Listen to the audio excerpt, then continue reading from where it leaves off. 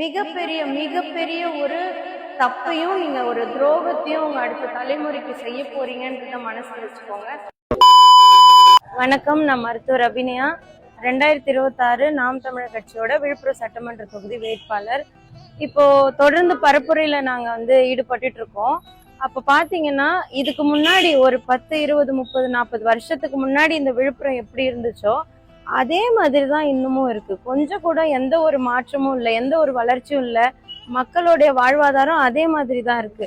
எந்த மாற்றமும் இல்லாத இந்த விழுப்புரத்துல ஒரு புதுசா அடிப்படை அமைப்பு அரசியல் மாற்றம் கொண்டு வரணும்ன்ற ஒரு பெருங்கனவோட நாங்க களமாடிக்கிட்டு இருக்கோம். மக்களாகிய நீங்கள் நாம் தமிழர் கட்சிக்கு ஒரு முறை சிந்திச்சு வாய்ப்பு செலுத்துங்க. உங்ககிட்ட கொடுக்கக்கூடிய அந்த 8000 ரூபாய் டோக்கனோ இல்ல பரிசு பொருட்களோ, வேட்டி சேலையோ, மிக்சி கிரைண்டர், ஃப்ரிட்ஜோ, இது எதுவுமே உங்களுடைய அடுத்த தலைமுறைய வாழ வைக்காது.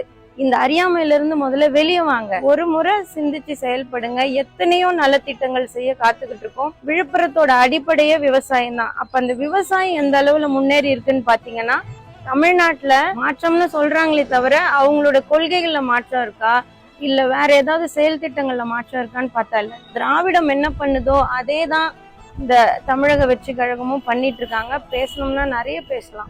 என்ன நீங்க சட்டமன்ற உறுப்பினரா தேர்ந்தெடுக்கக்கூடிய பட்சத்துல இந்த விழுப்புரத்துல ஒரே ஒரு டாஸ்மாக் கடை இல்லாம நான் மூடி காட்டுற ஒரு அழகான ஒரு பூமியா நாங்க மாத்தி காட்டுறோம். அதுக்கு ஒரு வாய்ப்பு கொடுங்க.